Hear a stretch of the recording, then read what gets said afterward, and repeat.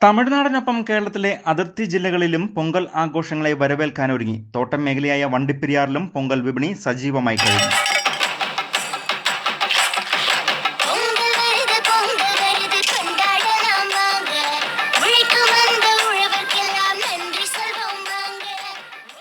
Rainbow news വാർത്തകൾ നിങ്ങൾക്കായി അവതരിപ്പിക്കുന്നത് ഇത്ര പ്രതീക്ഷിച്ചില്ല. സർപ്രൈസ് ആയില്ലേ?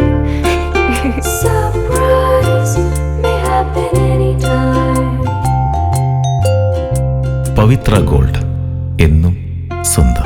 തമിഴ്നാടിന്റെ ദേശീയ ഉത്സവമായി കരുതപ്പെടുന്ന പൊങ്കൽ കേരളത്തിലെ അതിർത്തി ജില്ലകളിലും ആഘോഷിച്ചു വരുന്നു. ഇതിൽ ഇടുക്കി ജില്ലയിലെ തമിഴ് വംശജർ അധികമായി പാർത്തുവരുന്ന തോട്ടം മേഖലയായ ദേവികുളം, ഉടുമ്പൻചോല, പീരിമേട് തുടങ്ങിയ താലൂക്കുകളിലാണ് പൊങ്കൽ ആഘോഷങ്ങൾ പ്രധാനമായും നടക്കുക. ജനുവരി 14 തുടങ്ങി 3 ദിവസങ്ങളിലായാണ് പൊങ്കൽ ആഘോഷിക്കുന്നത്. അതായത് തമിഴ് മാസമായ മാർഗഴിയുടെ അവസാന ദിവസം തുടങ്ങി തൈമാസം 3-ാം തീയതി അവസാനിക്കുന്നു. ഓരോ ദിവസങ്ങൾക്കും വ്യത്യസ്ത ചടങ്ങുകളും വിശ്വാസങ്ങളും ഉണ്ട്.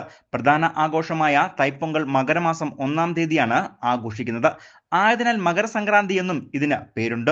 വേവിച്ച അരി എന്നാണ് പൊങ്കൽ എന്ന പദത്തിന്റെ അർത്ഥം. ഇത് തമിഴരുടെ ഏറ്റവും പ്രസിദ്ധമായ വിഭവമാണ്. പൊങ്കൽ ആഘോഷങ്ങളിലെ ഒഴിച്ചുകൂടാനാവാത്ത കരിമ്പിന്റെ വിപണിയാണ് പ്രധാനമായും തോട്ടം മേഖലയായ വണ്ടിപ്പെരിയാറിലെ വിപണി കീഴടക്കിയിരിക്കുന്നത്. പൊങ്കലിന് മുന്നോടിയായി തന്നെ തമിഴ്നാട്ടിൽ നിന്നും കരിമ്പുകൾ വിപണികളിൽ എത്തിച്ചിരുന്നു.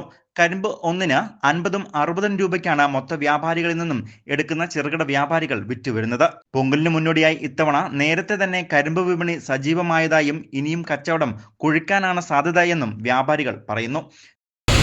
തമിഴ്നാട്ടിൽ നിന്നാണ് കരിമ്പ് വരുന്നത്. 50 രൂപ 60 രൂപ വെച്ചാണ് വിൽക്കുന്നത്. കച്ചവടം ഇങ്ങനെ ചെറുതായിട്ട് വരുന്നുണ്ട്. ഇനി കച്ചവടം കൂടും.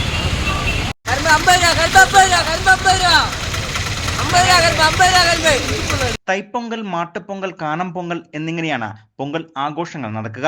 കരിമ്പ് വിപണിക്ക് പുറമെ പൊങ്കലിന് അനുബന്ധമായി ഉപയോഗിക്കുന്ന പൂക്കൾ, നിറങ്ങൾ കലർത്തിയ പൊടികൾ, മധുര പലഹാരങ്ങൾ എന്നിവയുടെ വിപണിയും തകൃതിയായി തുടരുകയുമാണ്.